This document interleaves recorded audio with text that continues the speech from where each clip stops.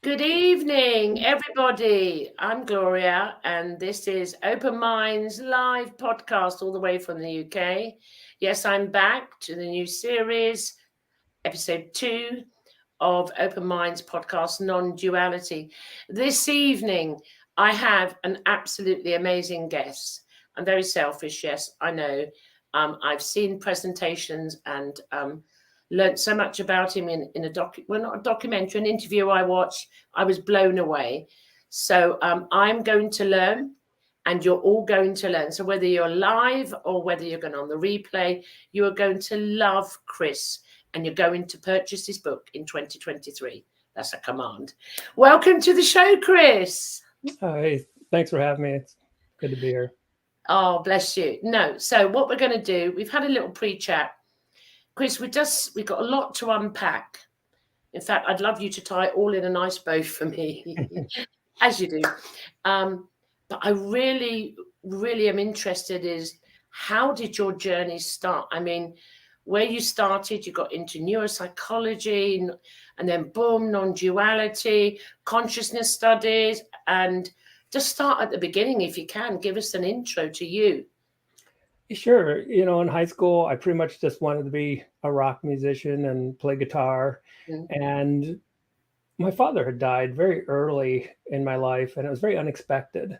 And I think that was my first kind of encounter with something that was far beyond the ordinary. And the thing that captured me about death is just again how unexpected it could be, how seemingly devastating it is to everyone around them, and it just hit me so hard that I was just terrified of death. I was almost instantaneously thrown into an amazing neurosis where my whole consciousness was so absorbed with death that I had become convinced I was going to die any second.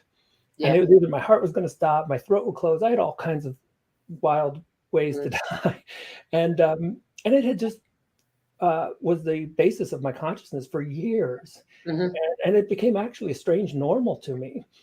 And I thought, well, if this just came on all of a sudden, there's got to be some way out of it. And I think that's why I started studying psychology. It kind of made sense. And it was useful. It had a certain, I think psychology has made some interesting insights, most into what I call the thinking mind. But it was very limited, and there's just something missing. And so I can't remember when I stumbled across Alan Watts. I wish I could, because he's probably I loved him. I loved Alan Watts. Oh yeah, probably been my main mentor in this journey. And I can't remember the first book I read, but it opened up all this stuff of Eastern philosophy, and of course he had such a wonderful way of describing Taoism and Buddhism and the essence of it, the vibrational kind of gist of it, that it just felt like I was home. It felt like this is it, to paraphrase Alan. And it really, so I was in a lab and I was studying the left and right sides of the brain. And instead of just abandoning that and going completely into Eastern philosophies, I actually found they had some really interesting connections. But not only that, so I was doing that kind of academic work, which eventually ended up in my book, but it was actually, I found these transformative experiences in my own consciousness. And that is when I found out about this game of life and how the paradoxes of anxiety. I remember being so anxious and one moment feeling like the reason I'm anxious is because I don't want to be anxious. Yeah, no, it's ironic. I mean, that's ironic. I mean, I do share analogy in a group that I run, about the paradoxes of this. And until someone like Alan Watts, for me, it was Eckhart Tolle. I read his book when it first came out. I got the present straight away, but then went on with my life.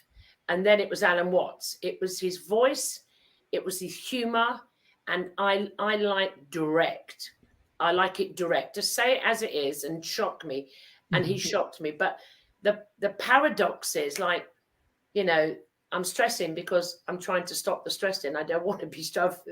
And I was going, it took me a while to grasp this context, this concept of how thought works. one thought with another, one thought talking to itself. And did you find that as well? When you get that, it's like, that was so simple. Why didn't I see that before?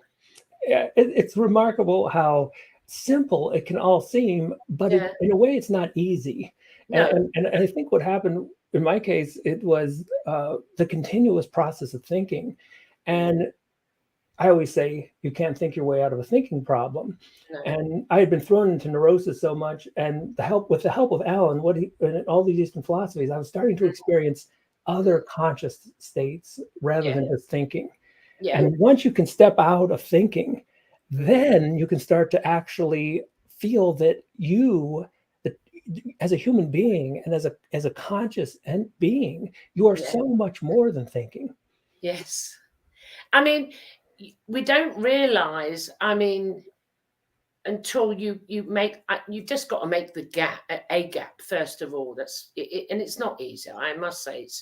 But it's when you get that gap and you start, for me, this is personal, and you start realizing I'm not my thoughts.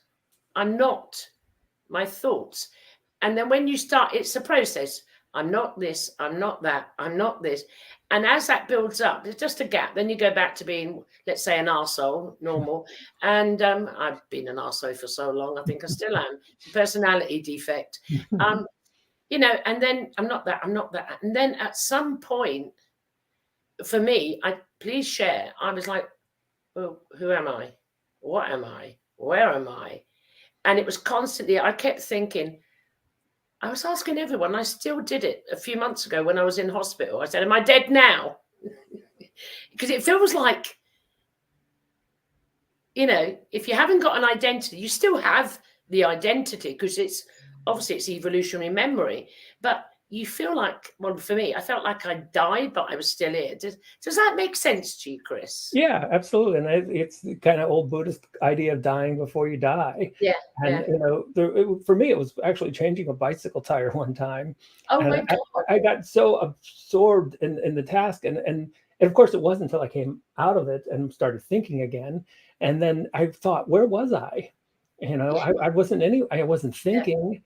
And everything seemed so, and there was no problems. And that to me was the fascinating part of all this, because when thinking is so tied in, I mean, the whole system of thinking is there to solve what we think are problems. And so as soon as you get out of the thinking process, all of a sudden it's this bliss. The reason it's described as bliss is because there's no problems. No, I agree. It's not, would you say it's not bliss like people words are so difficult with this. Do you think bliss is like ecstasy and all that? It's not. For my my interpretation of it is when there's no thoughts, when there's no thing, and you're still here functioning. For me, it's so intimate. I call it the intimate.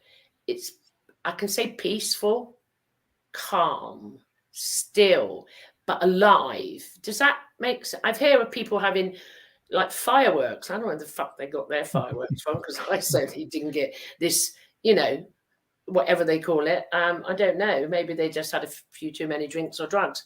But it's that bliss is because there's no mind. Even though there isn't a mind, we do it from a juxtaposition. Me and you are going to talk in paradoxes here. So if we go from the human being, that's the best way, I think, for the audience. So this bliss, do you have any words to describe this bliss? There are very few, the poets, that's been their job, to do the impossible, use words to describe what is impossible to be described with words. And they could do a reasonable job. But I really agree that, it's not some kind of drug high or something that is that's physically pleasurable or hedonistic. To me, the bliss part comes about mostly because all the worries and problems are gone. They're just gone. They're gone. Yeah. I always think of it as like you're carrying around a bunch of luggage and no one told you to do it, but you're just doing it because everyone else is. And then as soon as you get this, whatever comes about that you put the luggage down, then that's what it feels. It's so light. Yeah. And it feels peaceful because you put it all down. And then you and that to me is when the humor hits in sometimes, because you're like, why was I carrying all that around? That was pretty funny. Oh yeah, the humor is the one. I mean, it's like, I always try to describe something like a light bulb goes on. And do you know how, I have to say, my audience know I swear, but it's my show, so I can swear in humor. And how many times I said, what the fuck? I did that. Oh my God, I believe that. And it was all, what the fuck, what the fuck, what the fuck, all the way through. And then, but the mind can't, because there is no mind then, you can't even grasp why you would do that. And when you get, well, it's not a joke, but it's humorous because, you can laugh at yourself. I think that's what it is. Not laughing at another or laughing at reality or all that's going on, but laughing at yourself, that you could believe such, it's a bit like, I hope no children are watching this. It's a bit like when you're a child, I remember my elder brother told me when I was very small, because he was not a nice person, do you know, sis, there is no such thing as Father Christmas. I was traumatized. I was like, you ruined my life. But this, to be told you don't exist, there is no mind, boom, boom. And you're going, oh my God, it's all the stress goes. And you just think, well, I did at that time, well, what now? And it wasn't long. Did you, the inspiration, when that all goes, because I want to touch on this bit, is obviously thought is really just evolutionary memory, memory from conditioning in this, what we've experienced. We've got memory, genetic memory from the parents, the ancestors. We've got memory all the way back to that. Is it a little amoeba that was whatever? Because it's only consciousness experiencing all things at all times. So we got, and I found that next part quite, people say, I had a dark night of the soul. And I say, well, you're very lucky, because I had fucking decades of the dark night of the soul. What was your next stage? Did you go through that? Were you fortunate not to go through all the work on yourself after the event? Or for me, when I had that one moment about the epiphany about anxiety, that me being anxious is just me not wanting to be anxious. Yeah. And that was kind of what people often describe as surrender. And so what I had done is I surrendered to the suffering, and I was kind of blown away that it went away the moment I surrendered to it. And to me, that was a fascinating bit of mechanics that no one had told me about.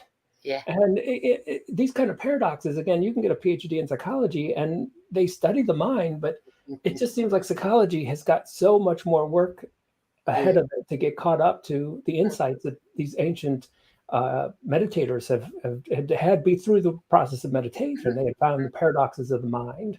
And the more you try it, and we should have picked up on this, because we know there are strange paradoxes where you really need to make the shot, and maybe you're an expert at sports, but if you get caught up in your head and you I have to make this shot, then you end up missing. And it's something you could have done in your sleep. And then we have this amazing thing, called beginner's luck, where there's no effort, and you just, throw the dart and it's a bullseye. Yeah, that is, I mean, it is that I didn't have, beginner's luck. I mean, it happened and I was aware of it. There wasn't an issue. I knew. So even when the dark nights of the soul come, I had the peace there. But in the background, like I told you in recent events, when I was hospitalized, there's always the pieces there. And what I love about this and talking to others from non-duality is, it would be so boring if we all just popped like Eckhart, wouldn't it? Consciousness is not going to do it like one way only. It'd be boring. So we're all now around the world having these conversations. How did it happen to you? And how did? And this is the beauty of this. This is the richness of life being life expressing itself in different shapes and forms. And we're talking human beings here. Does that resonate with you, how this goes? And I've talked about that same kind of thing in my book, that there's an interesting thing when, and a lot of people do experience this with the drug experience, is something they call it a bad trip. And what happens is sometimes they'll take some kind of drug, and like the default mode network or all these thinking modules in the brain shut down. So they stop thinking for a while. And sometimes the mind will try to reestablish itself really quickly, because, you know, the mind is terrified that you'll discover this trick that you're not it. And when it tries to reestablish itself, it does it through anxiety, fear. And so sometimes I think the whole process, people can have very amazing, you know, epiphanies and peaceful states. And then all of a sudden they find themselves sometimes even worse off than when they started. And I try to describe that this is just the left side of the brain. It's trying to reestablish itself through its old techniques of fear and anxiety and depression. But one of the main insights that I had through all this, once I stopped thinking, and once I started becoming very aware of these non-thinking moments, it's like you can see it's like you get to see the mind from outside. In a way, a terrible way to describe it, but you're doing good. You're doing good. Keep going. But when you do that, I think you start really discovering the whole game the universe is playing. And that's one of the reasons I so enjoyed Alan Watts. He was able to describe what very few people have stumbled on. And it's old stories from Hinduism where they had realized that, and the way he puts it, like consciousness, and that's maybe the only real thing in the universe is, and again, you call consciousness God, intelligent, whatever you want to call it. It's just it. But it was just terribly bored being it. Yes, terribly bored being it. So it gets lost, and that's what we are. We are the universe pretending to be everything we're not. And the best way we pretend to be everything we're not is when we get involved in thinking. And then we start taking everything seriously. And to be serious is playing a wonderful game of being exactly what you're not. And once you see that insight, once you feel that paradox in your bones, there's no way to lose anymore. And the way I describe it in my book, I say, and this metaphor hit a lot of readers pretty well. And I said, look, what if you owned a casino and you went in and you gambled? You'd be really in a tough situation, because if you won as the owner, you'd lose, but as the one playing, you'd win. But if you know, and there's really no way to win, because if you win, you lose, and if you lose, you win. Because if you're playing in your own casino, you're kind of stuck. But the trick of this, what if you walk into the casino and forget that you own it? Which is to say, look, what if you forget your God? What if you forget your consciousness? And you think you're the CEO of some business, or you think you're, you know, whatever you think you are. Then you're playing a very far out game. And then you're playing. So that's the wonderful thing about, and actually I had an opportunity. I was talking to Deepak Chopra. Oh, lucky you. And I asked him this question. I said, if everything is non-dual, why are we playing the game of duality? And I'll never forget this. He started talking, and I did not listen to any of the words that he said. They just seemed like meaningless, but he had a piercing look that went right through him. And he said, you know exactly why you're playing this game. And that just really hit me. I was like, yeah, you're right. We all know we're having some fun being exactly what we're not. I love that. I love the different analogies. So mine, I will say, the universe is playing hide and seek. Hide and seek. That got me. I mean, Alan Watts, I remember the first time I heard him, one of his talks, and he was talking about, imagine if you went to sleep, and you know that one. And he really, with his voice, draws you into this tale. And then imagine you had another 75 years. And by then he's drawn you in. And then he goes, and you wake up and you realize you're God. Boom! What the another one? Boom! Another. And he did have I tell you who else? Rumi, Jalaluddin Rumi, whatever part of the world you live in. I used to write metaphysical poetry when I was younger, and I used to teach it early when I was younger. And I just fell in love, and I seemed to understand everything he said, but I didn't quite know how I understood. And whenever I heard Rumi, or I recited his poetry, I would cry with love. And I never knew why to later on. And it's so wonderful today to see so many of the great, there's Deepak, I don't know, not so much Sadhguru, Eckhart, all of them, Rupert Spira, that they all narrate back. They all were affected by Alan Watts and the poet Rumi. Did you have any contact with him on the way, the poet Rumi? No, not much, but beautiful. Is there anyone else before we go on I want to go into split brain theory, but is there anyone else apart from Alan Watts that really influenced you as you were coming along? I think Eckhart Tolle, again, his ability to say things in a very simple way that just pointed. The pointers were just really, really nice, and bringing the now, which is one of them. And of course, Alan Watts pointed this out several times, but he had a very interesting way of pointing it out too, which made you feel. And that now has it's a living presence that when you really get into it. And I would do this with my kids, and I would say, they said, "Dad, what time is it?" I'm like, "It's now," and it's still now, and it's still, and you'd see their mind would just kind of, wow, it's always now. That's such our culture doesn't really talk like that. And so, those are wonderful pointers that can get you out of thinking, because thinking is all about the kind of the knife that cuts up reality into these little discrete little categories and units. And then we do that with time, which is when you really get into it, that's weird. It's useful. Like it was super useful to give me a time and say, well, when are we going to get together? But to really think it's real. And that's what I've moved on to with all thinking. All thoughts are very useful if you see them as just these little tools and gadgets that can really help certain things if we want to in this physical reality. But that's it. You can't think your way to happiness. You can't. Thinking wasn't made to make you happy. No, it was not. No, it wasn't. It was part of the mask. What I'd like to do is go into split brain theory, left brain, right brain, and obviously you're a PhD and you're qualified to do so, because through my own, unqualified research, I failed my physics. So you need to talk on my level. However, I'm well into quantum physics and neuroscience. Really weird, but I failed the physics and all that part of it. And I never cut up any animal in the lab. I refused to do it.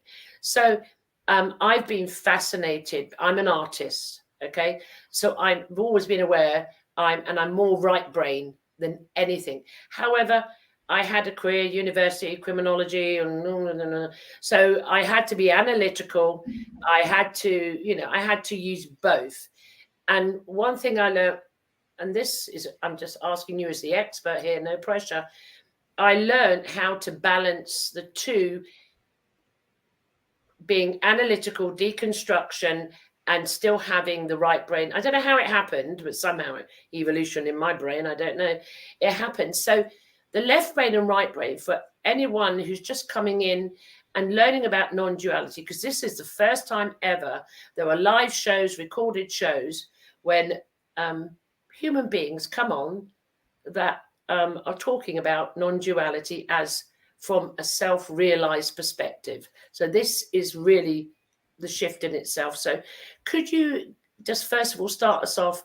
What does the left brain do? Well, that's the other way, isn't it? What does the left brain do? And what does the right brain do in brief? And then we can go maybe a bit deeper. Sure. So the split brain patients, when I lecture on this, I'll give people an hour lecture, but let's just do a short version here. It should have been one of the things that made the news, and everyone should have been talking about it. And it's one of the biggest insights into what it means to be human. And basically what they found is when they split the brain. So if you've ever seen a human brain, one of the most obvious things is that there's a left and right half. I mean, the kid notices this. And it's a very interesting thing. Nature would go through all this trouble. Why not just make one big brain? Why make two separate brains and then connect them with the 800 million nerve fibers? And you see this kind of complementary thing in so much of the body. And so I could go through all these different systems, the rods and cones of the eye, but that's the way nature seems to be. Instead of making one all-purpose system, it creates duality. And Yes. so you've got two really complementary but different processing systems in one skull. Mm-hmm. And when they split the brain, they found that the left brain was what they called the interpreter. And what they would do is they would send messages to the right brain, something simple like stand up, and the person would stand up. Now, the left side of our brain talks. It controls speech. So me talking right now, you talking, we're doing this with the left Yeah. side of our brain. And when they asked the patient, why did you just get up right now? Well, the left brain was clueless. It's been disconnected. It should have said something like, I don't know. But as humans, we know we don't say I don't know very much. Yeah. And this is what we discovered what the left brain really does. It confabulates, it makes up a story. And it would just say something like, oh, my leg fell asleep. I had to get up and stretch. It just was endless. Anything. Yeah. And so much of psychology has discovered, not just in split brain patients, but in whole areas of research, dozens and dozens of articles, that human beings have this amazing capacity to make stories up, and we believe them. And they can be so, and this researchers can even tell you, like, you're going to make a story, and we'll still do it. Yes. And so that's one of the qualities of thinking. And this I call it like a survival mode. So the left brain to me is in survival mode. It's trying to keep this meat suit alive, and it's trying to pass on genes, and it's all concerned about think about our ancestors making it through an ice age. Yeah. And, it's kind of remarkable when you take us back 20, 30,000 years, and no homes, everything's gone. Yeah. We're stumbling our way as hunter-gatherers through the woods, and there's like a glacier over there, and we survived. And so when I talk about the left side of the brain, I often say, well, it's survival mode, and that sounds like degrading it a bit, but it's something we can be quite grateful for, because it did get our species to where it's at right now. Absolutely. I mean, can I just jump in there? I always say, if you're talking about the identity, the ego, I say the ego, the identity, the left brain is not bad. It's your friend. You're alive. You need that. You need that ego, that identity, whatever you want to call it, to cross the bloody road. Yep. You need it to feed yourself. If you didn't have, and to me, it's like the sharp intellect that cuts everything precise, analyzes, risk assess. It is so, and many people have got through the woo-woo spirituality. I think they've got a bit confused that the egos are bad, but it's not. It is survival in itself to have the experience. And it's one of the things so if you read the book, it sounds so much like I'm being hard on the left brain, and I'm really just pointing out how, in the end, what we need to do is, this system is old. It's 40,000 years old, and the world now is so much different. And so much of the world was created because the left brain was unhappy with this. It wanted indoor plumbing, and then it wanted cars that went faster. And so the left brain unhappiness has also created a world that we all get privileged with. We all have this, amazing. We've got these structures that far exceed anyone in our past.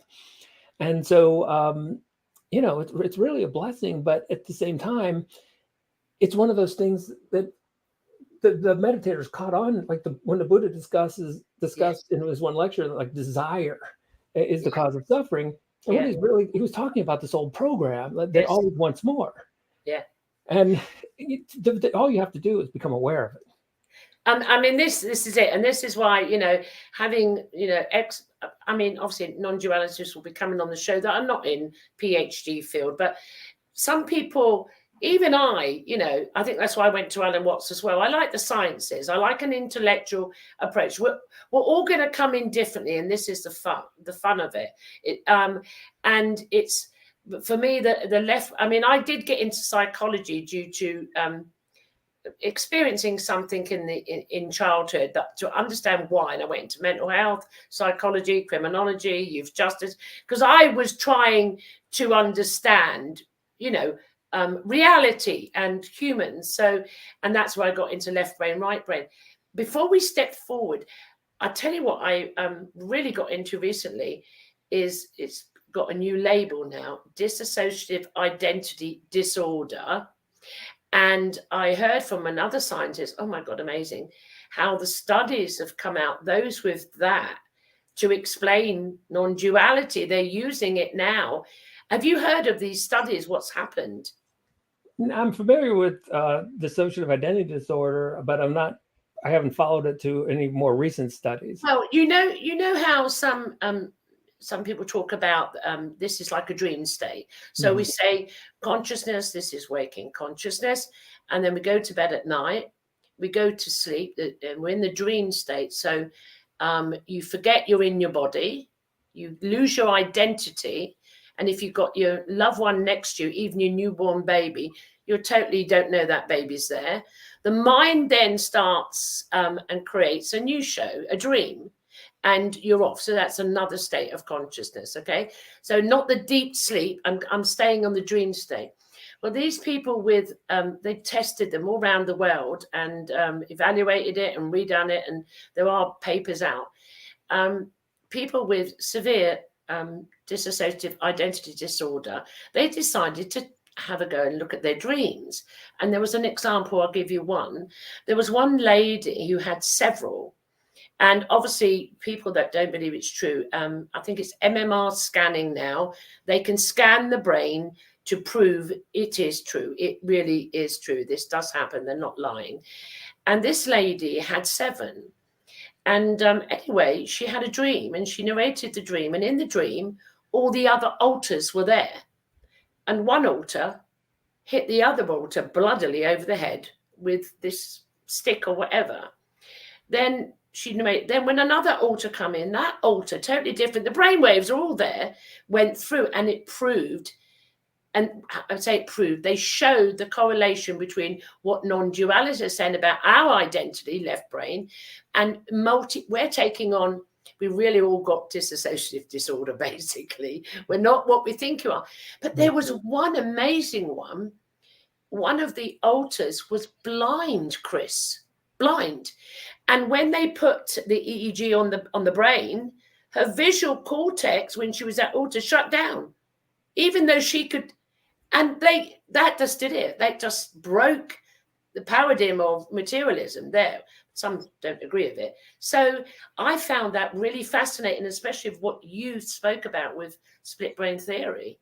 It's like, well, science has already proved it. It's already, how do you feel about that one? Yeah, it's a strange thing because science, which people just assume is materialistic at its core, and it is in many ways. But what it's ironically showing is the more materialistic science progresses, the more it's showing that this thing we call matter isn't at all what we think it is. Yeah. And it's far more mysterious. And I mean, even if you take little things like, the world seems solid, but it's 99.9% empty space. Yes. And the stuff, when we talk about things, which is what we as humans, we focus our attention almost entirely on things. You say, look around. Well, did you notice the space? No, I noticed the things. But things themselves aren't even things. They're mostly empty space with these tiny little energy packets that are statistically just probabilities they may even exist. Yeah. So we've deconstructed the materialistic world so much that I used to have on my office door, I loved it, from Carl Jung. He said, matter is a hypothesis. Yeah. And I used to love the way that was, because quantum mechanics has demonstrated that it's not at all what we think it is. And to me, when you put it all together, that's what it comes down. The world that so many of us have thought exists is really not at all what it seems to be. It's not at all what we think it is. No. Just to give you a really good example from the left brain, so much research, 70s and 80s, went into the left brain in categories. And categories are these mysterious ghosts that portray reality. But when we really get into it, and the science really backs us up, they simply don't exist. All these categories that we live in the world through, again, there's categories of me versus everything else, and these categories of the way we rank people, whether it's in material terms or based on physical appearances. You can go through category after category, and you see them as absolute products of the mind with no physicality to them at all. And yet so many of us, we live in categorical, our existence is defined by these categories. And you realize, this was just something I was thinking about. And that's just one small way that when you get into this left brain is creating a world, a reality that is very much like we were talking. It seems like reality, but it's far more like a dream. Absolutely. I mean, I do like the analogy that everyone's got their different versions, and some human beings that have self-realized can't talk from a juxtaposition. I have no issue because I'm totally insane, obviously. I don't have an issue. It doesn't, I mean, I did at the beginning. I didn't know what to say, but I can play with words. And I'm going to come back to your left brain because I said to you early on that, as I was going through whatever I was going through in my career and being artistic, you could say autistic, I managed to merge them. I remember a long time ago hearing, I don't know who it was, it may have been Alan, I don't know, but that what would happen as non-duality come in, that the left brain would then metaphorically, you're the scientist, I failed physics, so just bear with me, the left brain would metaphorically merge with the right brain and work, and then the left brain would become this, I don't like the word the slave of the right brain, but do you understand the concept I'm going with here? Yeah, it's an old term that they used to. Many of the meditators would say the mind is a good servant, but it's a terrible master. Yeah. And this is the modern way we might say is like the left brain is a good tool. Yeah. You just want to make sure you're using it and it's not using you, is a nice way to put it. And all these things are terribly useful. I mean, in an ordinary day, look, we wouldn't even be able to have this conversation right now if it wasn't for the amazing miracles that the left brain accomplishes. Yeah. But at the same time, to me, they're nice places to visit. I just don't like to make my home there. I don't like to make and in fact, if you're familiar with the story, just to give one more story about the left brain. Give as many as you want. Lovely. Joe Bolte Taylor, and if you've ever read My Stroke of Insight, it's a wonderful book because she was a Harvard-trained neuroanatomist, so she was so into left brain categories and separating the world based on these types of fictions. And then she has a massive left brain stroke. Her left brain goes completely offline, and the main category disappeared. She said, again, she had to go through maybe 7 to 10 years of recovery, so she was able to regain the storytelling and talking, and now she can tell the story and wrote the book. But she says during that experience, there was no place she ended and the rest of the world began. Absolutely. And you could see that categorical, me feeling like I'm trapped in this suit, this meat suit, to feel trapped, that's just the process of categorization. Yes, I agree. And the left brain is continuously separating the world into these categories where we feel different, and then we feel happy versus sad, and then we feel, and it's creating all these dualities. Sorry to interrupt, but I watched her documentary. I listened to her way back, and when she was talking, when she was in the shower, how's the phone, and the way it was just so amazing. I mean, anyone hasn't seen, and you need to go and hear her story, and how she come out the other side, and she went round, she was talking about this. It just shows you, I think, two things. For me, it showed me, one, it was another sort of insight. I'm not what I thought I was. That was major. It then got me interested more into the sciences, which I think science and non-duality, not spirituality, non-duality, are now coming together, because we do have the tool of the left brain. I keep going there, but it's here. I'm looking at you. We do have to, and the left brain seems to somehow now, like with her, able to comprehend, articulate, and deliver analytical, precise data. And that's what I'm talking about, coming together. Am I correct in this? Or yeah, I mean, people say, and this is one of the things left-right brain researchers had to deal with. They say, well, the whole left-right brain thing is a myth, and it's not really that your left brain is analytical, but actually, when you look at the research, it's a fairly accurate, even if it's maybe perhaps oversimplified, but it's actually accurate. Your left brain is off on linear pathways. Yeah, and that if we, as we said, if we didn't have the left brain, even though it's not. No, we're not going to go there yet. If we didn't have the left brain, we wouldn't survive. It's survival mode. We've only got where we are now to this point of non-duality, of the realization of life, what life really means, we would never have got here without our friend, the left brain. Mind you, sometimes it has been a bit of a bastard, I must say. it has been. I mean, talk about the greatest actor on earth. I mean, that's what got me.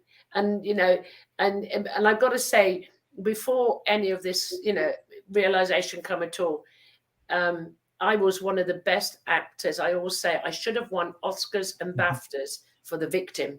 I played the victim like nobody could beat me. I'm telling you, did I go for it? And when I look back and I think of, I can't really get into it, but I can recall a memory now. I can't connect to it, but I can sort of understand, oh my God, I was amazing at what I did.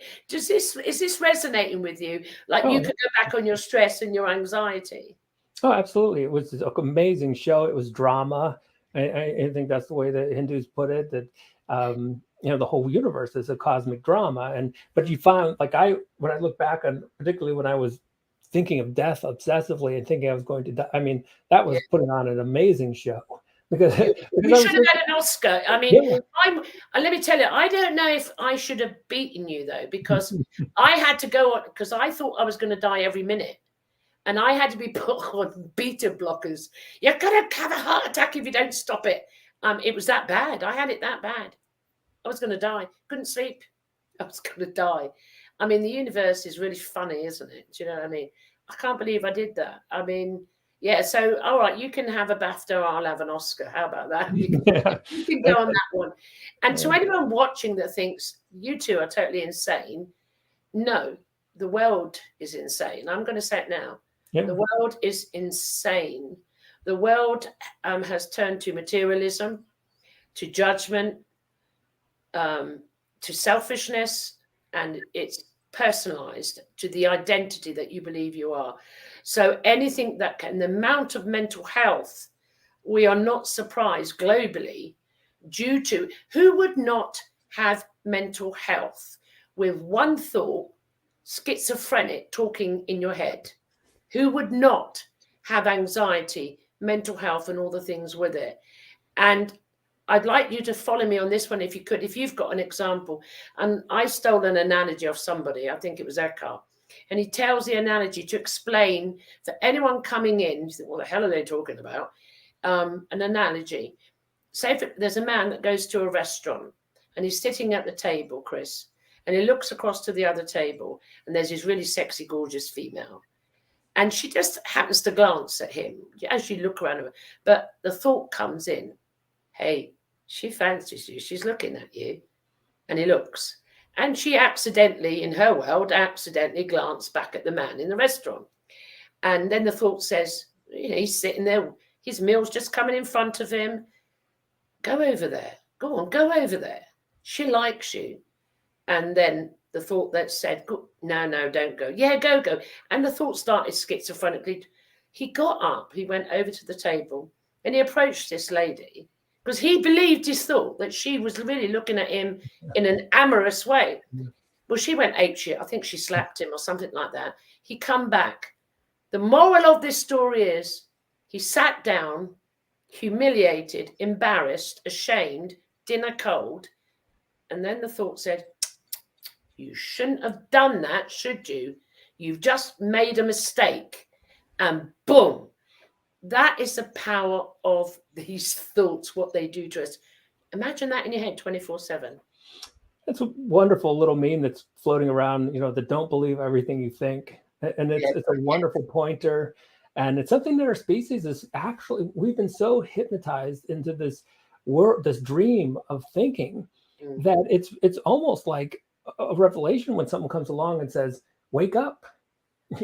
You're not every thought that you're having. And in fact, you're not even the one who thinks the thoughts. These thoughts are pretty much put in and injected into us through culture and socialization. And it feels like we're the ones thinking, but it's not. And that's why I often think of the left brain program as like a computer program. You could say like a matrix in your head or something. Yeah. But Chris, I got to say before, because I'm going to put no pressure on you because you're a PhD, so I'm really going to go for you. In a second, we're explaining what we've explained, but people that aren't quite there yet, but really are just starting to get the yearning for truth, because it's always about truth. For me, it was always, I want to know the truth. I went to every religion. I went into every religion. I went to every field, philosophy. I went to everything, just searching for the truth. And it's happening on a mass scale now. So we will go in. I'm going to ask you, have you got any pointers?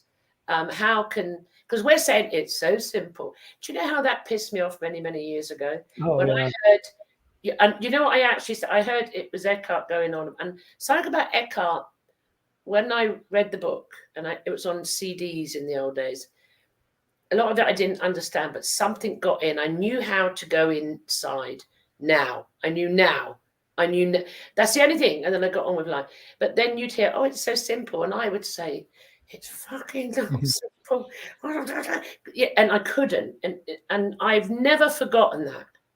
And, when I hear people just blase say, oh, it's so simple, I'm like, no, don't do that, because I know what psychological suffering is like in the head.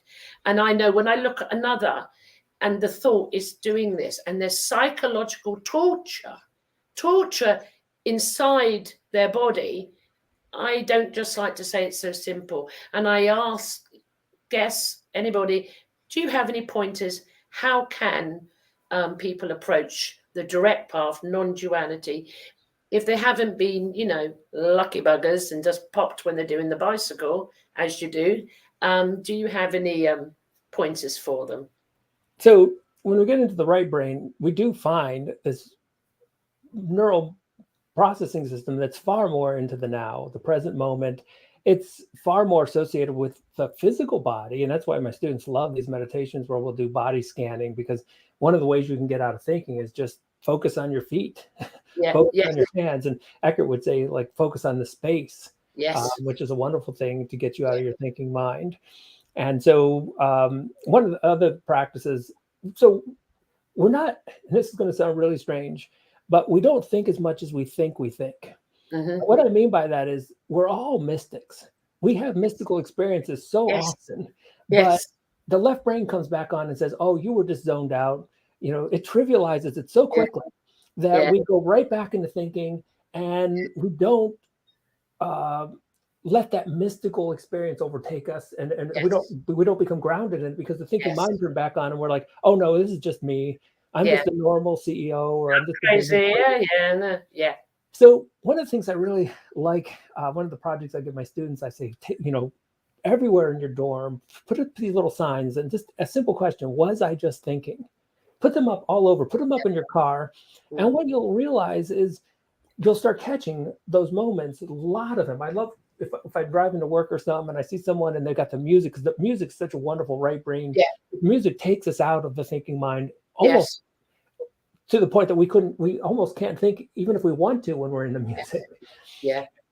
And you see someone on their way to work, and they don't even exist. They're so into the music. You just they're singing. It looks like they're miming in the car, doesn't it? And they're just gone. They're gone. And there's no self in there, and there's no thinking. And of course, this is one of the oldest things human beings have done. We sing and we dance and we do these things to counteract that. We used to be more balanced as a species, because we would think a little bit, but then we sung and we danced, and we did all these things that were non-thinking modes of being that are reflected in the right brain. And so one of the things, again, put everywhere, just, was I just thinking? And you'll start actually giving a little more value to these states, and you'll realize that you're actually far more connected. You're so much more of a mystic. Even some CEO who thinks of themselves as a business person, and they think they're materialistic. I'm like, you only think you're materialistic. Yes. You're so much more of a mystic. You just don't know. And you're in these mystic states, and you just need to reorient yourself to valuing them again. And so put up the signs everywhere, and you'll start catching so many moments in your life when you're far more into the mystic being state. And then that awareness can persist a little bit. Again, like we were talking about earlier, that little gap between thinking. and awareness. That Yeah. it can be a tiny little gap, and with practice it gets bigger and bigger. Yes. And to me, that's a at some point, that's when people again, the words don't work very well. And I remember having these experiences when these realizations that I wasn't who I thought I was, and Yeah. it just it felt very strange. But that was just, you're kind of leaving the thinking mind, and as Yeah. you leave the thinking mind, that's when the judgment is all tied in with. You can't think without judging. Thinking and Yes. judgment are so tied in with each other Yes. that when we get out of that mode of consciousness, and we're just awareness, non-judgmental awareness, Mm-hmm. it's such a like we were talking earlier on, it's such a wonderful feeling of no problems that No, anything. I mean, I love how you described that. That's beautiful. I mean, what's even more beautiful is that you're teaching this. Not teaching. You're sharing this awareness with your students, and this is an area that's dear to me because I used to work in my career with children's victims of crime, juvenile offenders, and that was a main part for me. And I've got to touch upon it now because you've raised your students, so it's sort of like a personal thing here, is our education system. And everything has to change now because of I will say consciousness has self-realized, because there's no separate consciousnesses here, it's one. And I've encountered so many, it's unbelievable. So it's there. So it doesn't mean anything stops. Reality stays here. Yes, Chris, we're all staying here. But there's a new, you're going to be we are conscious. We're going to realize we are conscious human beings. Conscious human beings. So with our children, I mean, I remember what Sadhguru said, way back in India, before current times of commercial materialism and blah de blah, is a child was not sent to school for a certain period of time, and it would stay with the family. And it wasn't given an identity. It never said, I'm Indian, I'm Kashmir, I'm It was told it was a being of the universe, and they brought it into nature. They didn't give in the identity. I mean, now they talk to babies in the womb, don't they? You are a boy. You will. I mean, it's ridiculous. That I mean, thank God it's happened now, because the left brain has taken over. I mean, literally. So in education, I think what you're doing at your level, it's never too late, because you're not dealing with toddlers, are you? What is the age group? I mean, usually just college students, anywhere 18 to 22, which, my mindfulness class was so popular, and they didn't even really get credits that counted towards anything. They were just taking it because they were just these left hemisphere messes that would come in. And again, you hit it so well, that identity, you can have an identity, but the Buddha pointed out 2,500 years ago, if you have some kind of clinging, and you cling to even identities, doesn't have to be a car. You can be, you can identify with a car, but we have all these other identities, and the suffering is just going to come about any type of clinging to, whether it's material goods or these thoughts of who we think we are.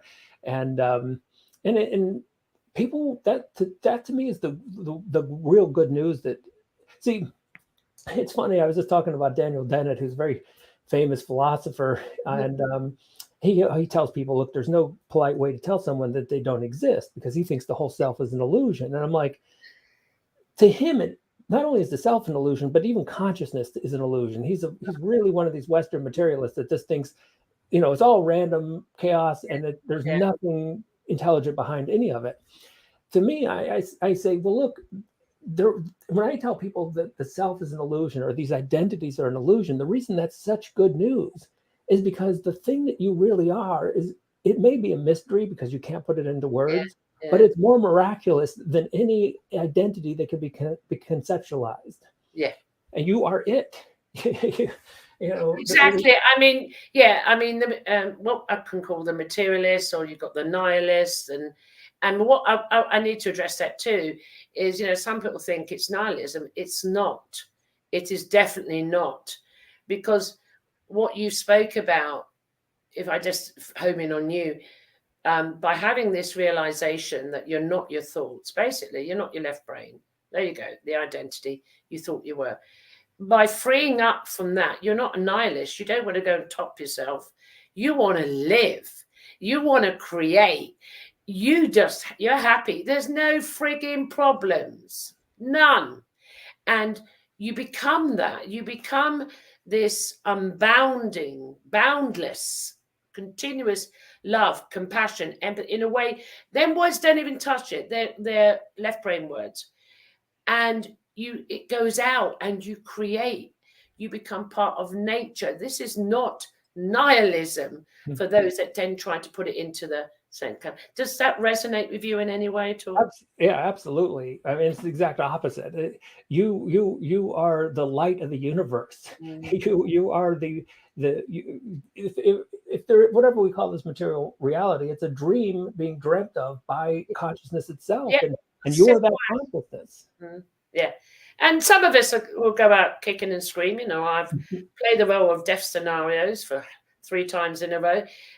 What I want to ask you is, like you are the expert here, so no pressure, Chris, okay? You were talking about the left brain on the thoughts. Many people come with medical illnesses, disabilities coming in. Well, that's not well, it is partly thought as well, but that's the physical body is anchoring them down. Do you have any pointers on that, advice you could share? How that would, instead of sticky notes, it may not help if you've just had a car accident and you've lost a limb. I'm being really serious here. So, and for myself to learn, if someone asks me, I've only just recently started to think about that as a way. Do you have any advice, pointers? So normally I make a distinction and I say there's physical pain, and that's not what I'm talking about. I'm talking about the problems created by overthinking. Yeah. And so I usually say, well, physical pain is just something separate, but physical pain is interesting too, because there's a wonderful study looking at the placebo effect, and it had people with very bad knee pain, and so bad many of them were in a wheelchair. They couldn't walk. Their knee pain was so bad. Then they randomly put them into 2 groups. One group got the actual surgery that goes into the knee and does whatever they do, and the other group got a placebo surgery. So they put them under, but they didn't do anything that actually would have affected what they thought was wrong. And the miraculous thing about this, which you could see why we buried this study, because no one wants to hear it, certainly not the pharmaceutical companies and not the surgeons, because what they found is, in terms of pain relief, both groups had equal amounts of pain relief. And you could search the documentary on this. They show the one patient who was in a wheelchair, and he's dancing with his wife after the surgery, and he had the placebo. And that to me shows, it was like, when we think about the brain, and everything, neuroscience is, everything comes back to the brain. But when we look at the brain and we say, well, these are pain receptors, but the interesting thing is that those pain receptors aren't pain themselves. No, they just represent pain. And so when we get down to it, to me, I know for most of us, and I've had several, physical pains that, if someone told me, it gets very frustrating. You don't want to hear someone say it's all in your mind. Yeah. But when we really get to consciousness, the whole physical body it's still consciousness playing out a drama. Yeah. And so we may at some point, and I don't have any pointers on this, but I'm just saying at some point we may actually really unravel what's going on with physical pain. Again, it's all a survival thing. I mean, if a toothache didn't hurt, we wouldn't take care of it. Exactly. No, I that's a wonderful and profound answer, because I've heard another scientist, saying they haven't sort of quite got it on the pain thing. I mean, someone says to me, I say what I do, because obviously since what was done to me a couple of months ago, there are some physical pain. And I always say, look, if you're in pain, love, there's 2 types of pain. There's physical pain, there's psychological pain. Now, if the pain comes really bad or anything like that, I go, oh, fuck it. And I let that energy go. And it's gone. Yeah. But if I went to the left brain, and I started, oh my God, a pain. When is it going to? Now here comes the psychological pain. That's the one. That's where thought needs to be dealt with. Okay, so it's quite separate to the side. But going back to, I just, when I come out of hospital a couple of months ago, and I sat here, even me, and I was like this. I'm at peace with my suffering. I'm at peace with this is what I did. And then it was like, you're not suffering then. Because I knew, when you come out of hospital, anything major like that or anesthetic, sometimes the left brain jumps. It tries to hook. Never think you're free. Be vigilant. Be alert, as Eckhart says. Be alert. And I noticed it. I noticed about, because normally one of the major things I noticed about this was if you watch your thoughts, everybody, if you recorded your thoughts, even for 24 hours, they're all memories recycled, regurgitated, and spewed up. Nothing is talking about now. Nothing saying like now. I could say, oh, Chris, I like your haircut. That's a now thought. I'm in the now. It's all bloody memory. So when I went through that, it was physical, it was everything, trauma, brain scan. Oh my God, I went through the works. So I just sat there going, I'm at peace with my suffering. I'm not giving it to you. And it didn't take long. And I went, that means I'm not suffering, doesn't it? And it come forward. So does this resonate with you? I mean, to me, it's a technique to share with people if they're in pain. Yeah, and it's, most species, we're so unusual as humans. We do such weird things that even our ancestors are humans that predate, go back maybe 100,000 years. I don't think that they thought as much as we think. No. And so I see this, we have a little dog and he's getting old, so he's had some joint pain, and you could see him limp around and he's probably in physical pain. But the thing is, he probably also, I'm just speculating, but I very highly doubt that he sits and goes, why me? No. When it's not hurting, he's happy and he's running, and he has no story attached to it. Absolutely. But the story really goes against us, because it's the same thing I tell people. I say, well, why don't you watch it when someone gives you a shot? And the reason, if you watch why someone gives you a shot, it hurts 10 times worse than if, that mental expectation seems to amplify the pain so much. So any story that we're telling, it's not going to do anything except amplify the pain. And once we get rid of the story, so often the pain isn't nearly as bad as the way we put it together with that story.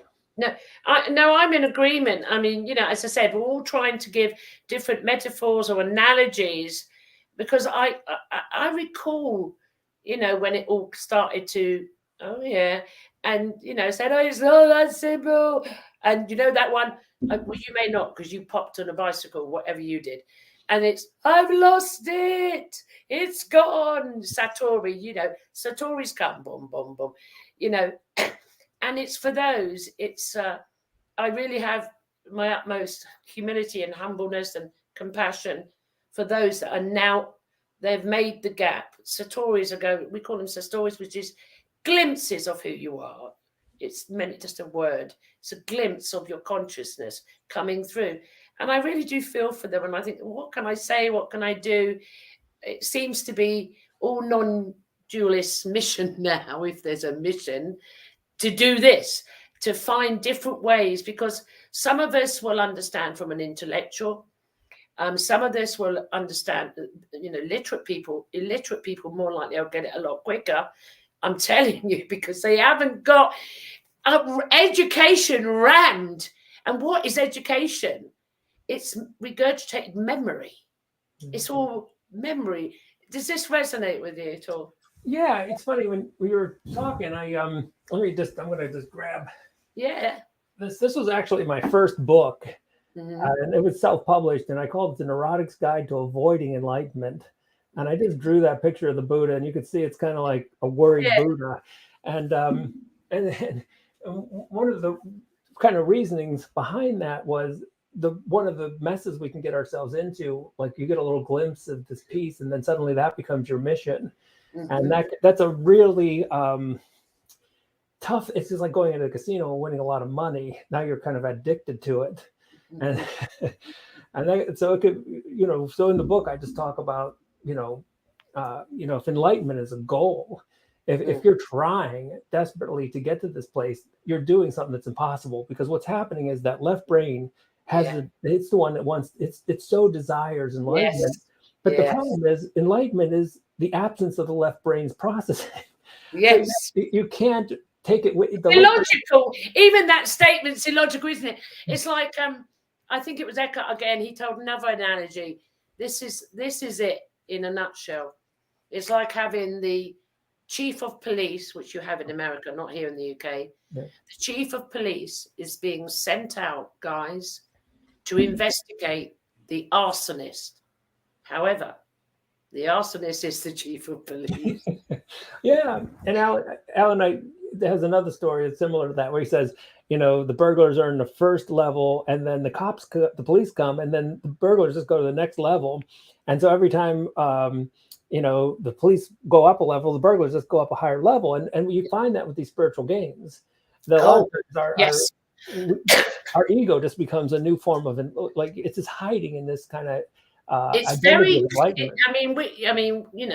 the script writer here is absolute genius, because I've also seen, and one thing I learned way back from Eckhart, especially Eckhart, and Rupert Spira, by the way, another one, direct, is watch the identity as you start to make the space, and then all of a sudden, I'm awake.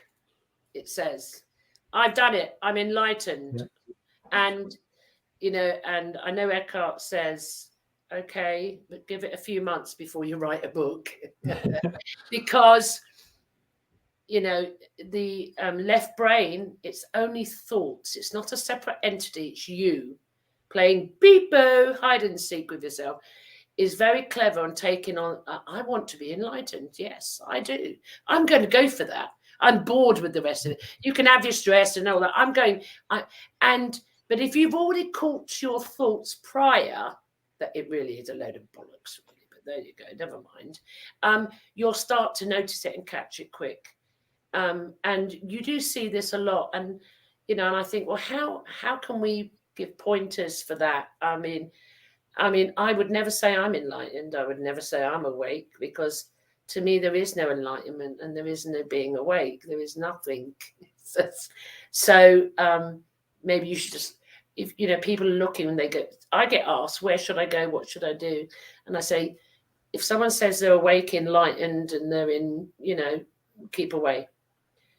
Go to Rupert Spira, Eckhart, or Chris, read his books. How do you feel about that? About, to me, I don't see, we can use the term, but to me, there is no enlightenment. There is just it. Yeah, and no person to get enlightened, is there? Yeah, I mean, how could Chris be enlightened? Chris is an idea. Yeah. So Chris absolutely can't be enlightened. No. And that's one of the things people have caught on to, and certainly Alan knew this. Alan Watts absolutely knew this, and that's why he called himself an entertainer. He said, "Don't." Yes, he did. Yes, he did. And I thought that was a wonderful way to. And he called world leaders something we're not going to say on here. And that's sometimes I was just on a recent podcast, and I referred to myself as sort of a game show host, which is closer to what I feel like than some kind of guide to enlightenment. Really, what I think a lot of what we might call spiritual teachers, and even that, I don't really even like that phrase, but what I do is I just help people stop making up their own problems and see through that, like a lot of the stuff that you think is real out there, it's just products of the thinking mind. And that's it. And so this thing with enlightenment, it's, I don't have to guide anyone to enlightenment. People are their own guides, and they're going to find their way. And at this, since we're talking so much about Alan Watts, I really enjoyed one of his lectures where he said, look, you're in the audience right now, and maybe you're here because you've had a kind of an enlightening experience, or maybe you're flirting with enlightenment. And I just love that. So I don't really think too much about enlightenment, but I do like the idea of flirtation with it, because flirtation isn't serious. You're not saying, damn it, I'm going to go out, I'm getting enlightened. It's a good word, flirtation. It's a good, I mean, so, I mean, I know I flirted with it. It was, I also want to ask you, everyone, I'm juxtaposition here. I'm now Gloria, all right, having a chat with you. I found, for interviewing people with their life experiences, all different types of experiences, from ET to mediumship to non-duality, the richness of each experience they've come through. In the majority of all cases, never mind in brackets enlightenment, it was this flirtation. I like that word, curiosity. This like being not childlike in child in a like a juvenile delinquent, but this your curiosity. But the word flirtation is better, and that is how they all started to come in. And so that I do agree, flirtation, because it shows you the fun of it, the joy, and you're like going, right, I know who I am, but I'm just going to go in. I remember even, have you heard of Muji out in? Yeah, Muji. I remember I only ever like his old ones, not the new ones, but the old ones when he, back in London, so to speak. And I remember watching something way back, and he was talking to people in the audience, and all of a sudden he said, "You're." Don't you? They were in there coming, and he had this. He picked it up. How many in the audience? Not how many. He picked up that the presence in each individual form was laughing. I can't explain how he got it. Do you understand what I'm saying? Have you ever? Because I've had it a few times with individuals.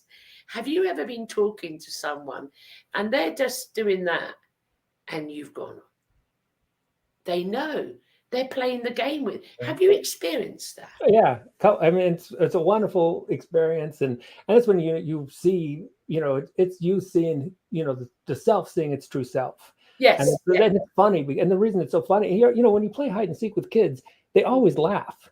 Everyone like this, and they start laughing, and it's like, because it's like you disappeared, and then, oh, here I am again.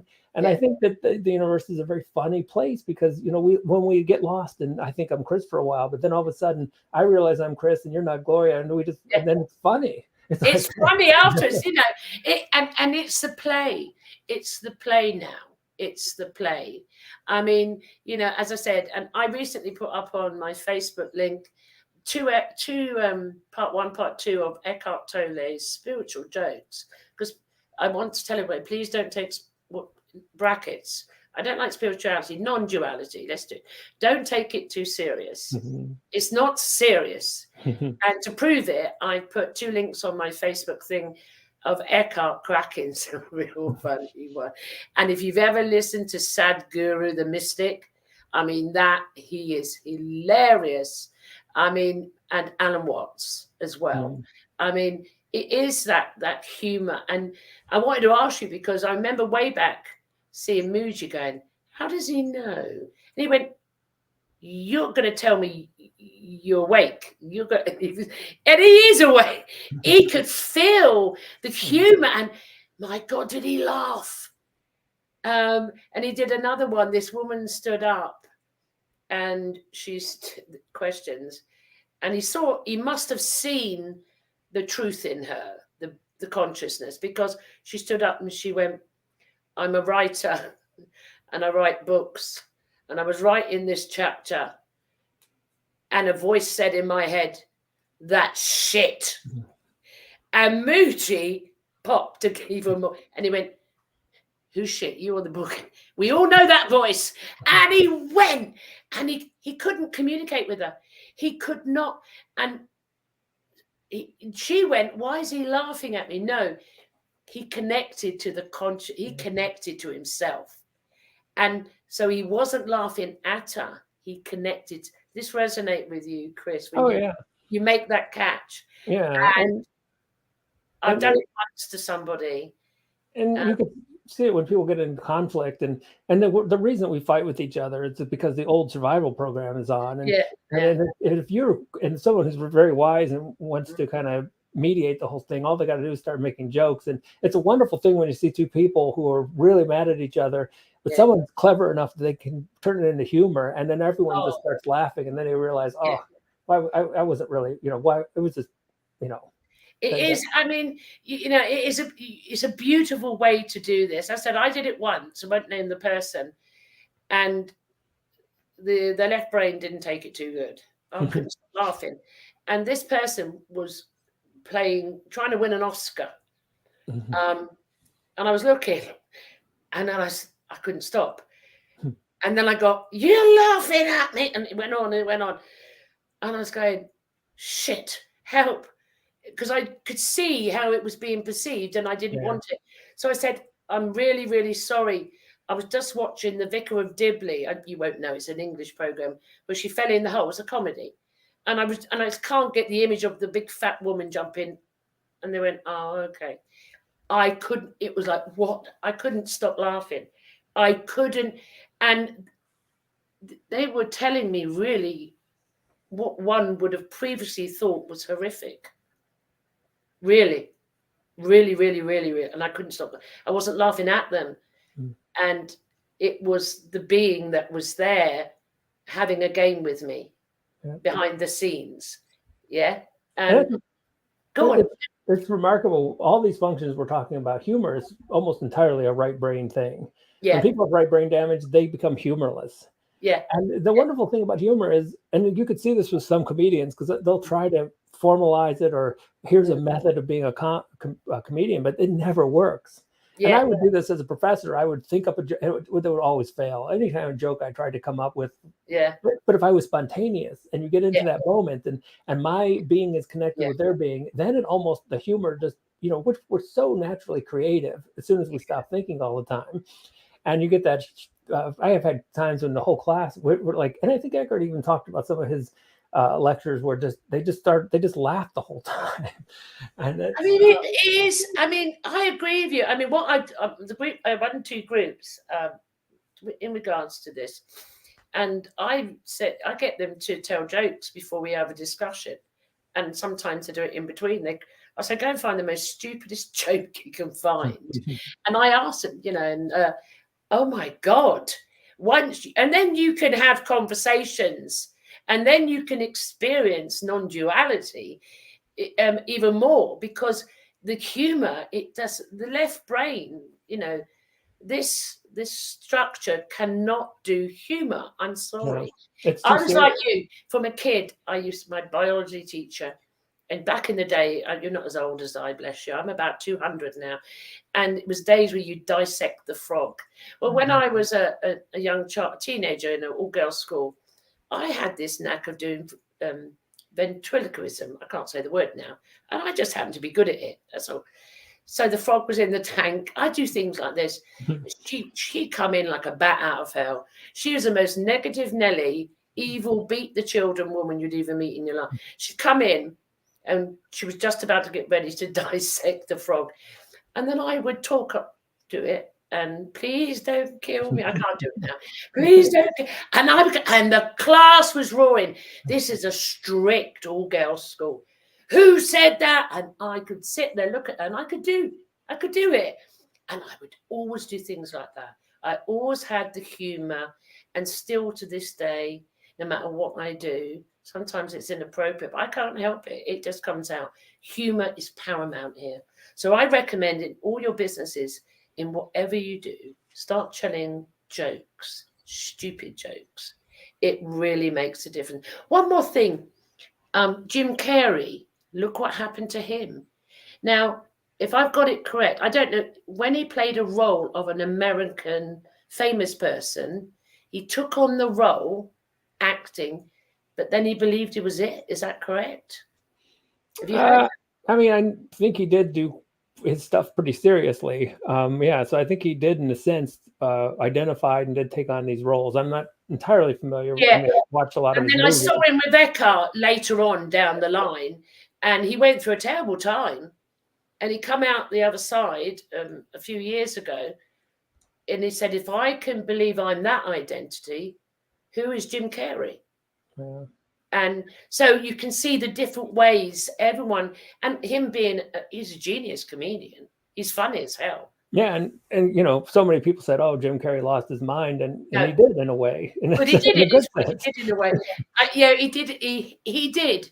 He did. I mean, there are many people who had the experience of. I've had that experience, that Satori, and I had it, and I was like, I've lost something, and I didn't know what I'd lost, but I hadn't had it to lose in the first place, and so I get, and your reactions initially, people could think you're like totally mad. I get that, but I've seen him with Eckhart, and it's unbelievable.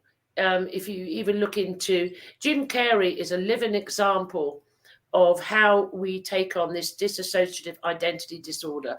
I like that scientific terminology. We take on an identity that's not us. When you go to bed at night, you put your head down, you go to sleep. If your baby's next to you, your lover's next to you, it doesn't matter who, you totally forget about them. You lose your identity, and you go off and you create another story in a dream. In a dream. And I remember dreams like I would be drinking coffee, tasting the best coffee, because I love black coffee, and waking at the same time. No, it's put me back in the dream. Mm-hmm. I mean, the dream, and it gives you that. Then the intellect comes in, correct and firm. You cannot deny that when that happens. It's a dream. You cannot deny that. So I'm going to come back at you, Chris, and say, when you were doing your bicycle when you popped, did it feel like you just woke up from a dream? Oh, the interesting thing with neuroscience is they still have never figured out why we dream. We have to dream. We know that we will break down physically and mentally if we have sleep deprivation, which disrupts our REM sleep and our dreaming. But we haven't really any particular clue. And we talked about consciousness sort of getting lost and becoming everything that it isn't, like Chris and Gloria and companies and countries and all this stuff. And one theory, at least something I enjoy, is the reason we dream is a breadcrumb, as a reminder that this is also a dream. And so it's kind of a hint that, like, that dreaming is just a dream within this dream. Yeah. I resonate with that. I do use the dream theory. I use the screen theory, the screen and the movie and the actors. Mm-hmm. I use that one, but the dream, some people really get the dream one. Some people get the screen one, the actors on the stage in the green room. Rupert Spira talks about, John Smith playing King Lear. I mean, there's so many different analogies, but for me, the dream one, and how many experiences, and I've said to people, have you ever had a dream that was so real, and when you woke up and you go, oh my God. And they go, yeah. I said, well, let me tell you something. When your form of consciousness, and it will do, because consciousness has decided peekaboo, he's had enough of peekaboo, or it's had enough of peekaboo. When it does, let me tell you something. And I said, it's like when you wake up in the dream, and you're in the dream, you're in the dream, and all these things have happened. It could be a nightmare and the end of the world, and or I don't know, a friend in the dream has been shot, macheted, and died. When you wake up from the dream, you go, that was a dream. You don't go, oh my God, and start grieving, do you? Oh my God, she died. Oh my God, that lion ate me. You don't, and it goes, boing.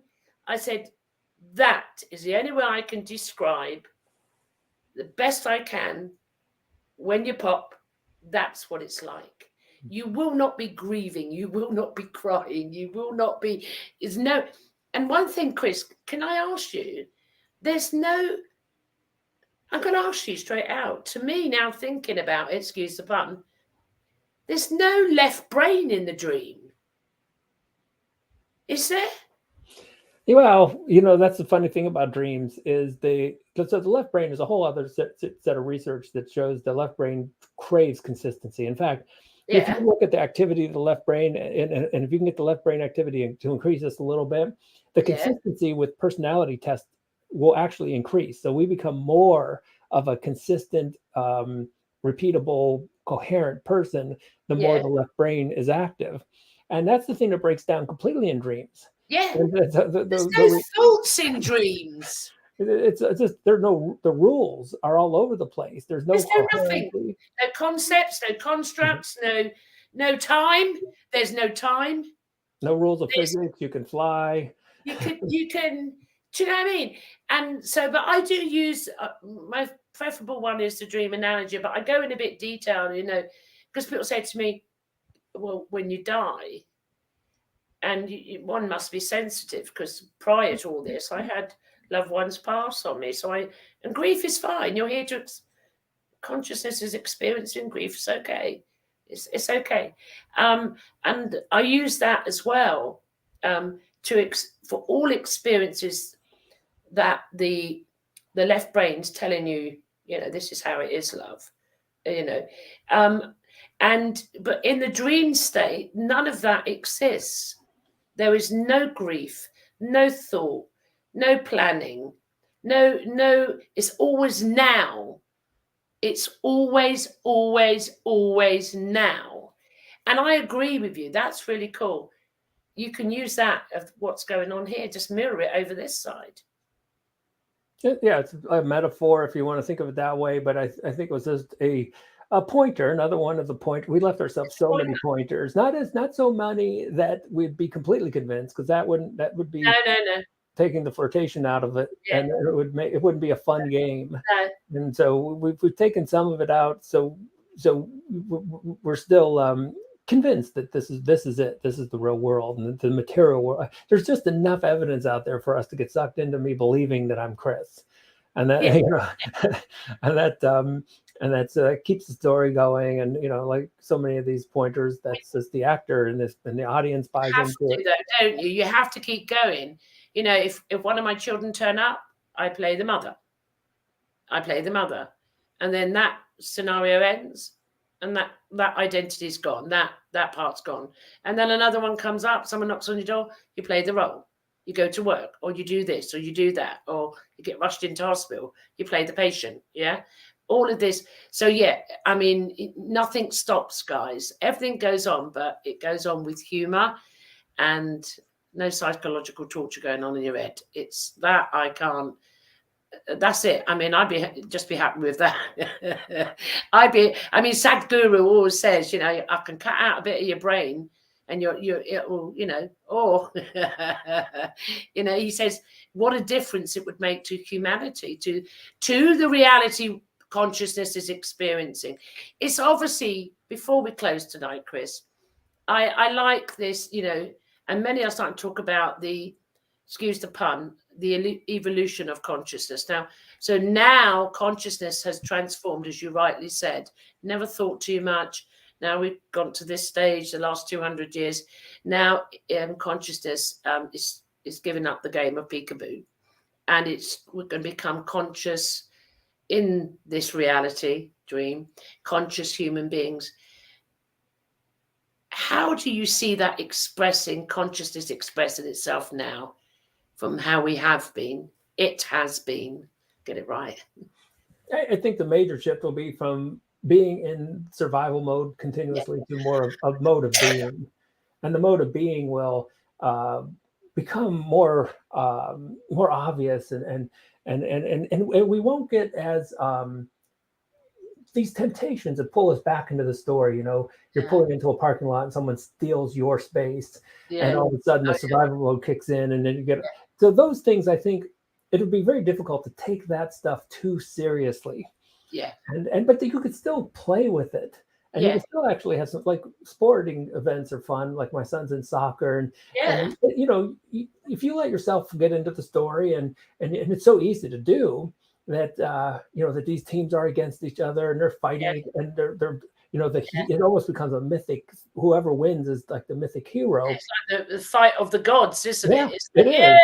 Yay, entertainment. And I think it could be, really fun as long as you've got one foot in eternity, one foot is in the all-being consciousness. Because one of the things I see, it kind of is amazing when my son's 14, and the parents will often get so pulled into the stories. I've been in so many games where parents are almost on the verge of physically fighting each other. And that's the thing I think that's going to, I really do think that level will become less common. Because the temptation to take the story absolutely seriously, it'll be harder for us to do. And that's one of the things I noticed. The more I recognized I am more than my story, the more difficult it was for me to get mad at anything like someone taking my space, or it just, and you might even find yourself, someone might take your space, and then the voice in the head says, it gets mad, and then you laugh at it because you're kind of like, that's such ridiculous. Oh yeah. It's laughing at it. It still comes, and you do. I agree. You do laugh, and that is. I think that is one of the first things that human beings are going to start to notice is little things taking your space. I had the other week in the hospital this woman just shouting at me for no reason. It didn't bother me in the slightest. But you would have gone back and maybe, a couple of decades ago, I would have face planted her, put it that way. Oh, hell yeah. Because it would have been ego to ego. How dare you? I'm right. No, I'm right. And it would have gone. Yeah. I agree. And when you start, them sort of situations then I think are going to start to dissolve all around us. But more importantly, well, for me, we're all coming from different, we're still consciousness, but from different, what's the word? Rupert Spira says, because I can't find the words. We're just in anyway, forget, I can't find words. There's no words. I come from this is when I look at another human being, I no longer see black, white, ugly, judging. I don't care if you're picking your nose. I don't care if you think you're right. I don't care if you think you're wrong. I don't care if you it's not I don't care. It doesn't exist. I see the consciousness. It's the being. And then I see nature. And I see we're insignificant. We think we're big peeps, and we're tough. And don't you mess with me.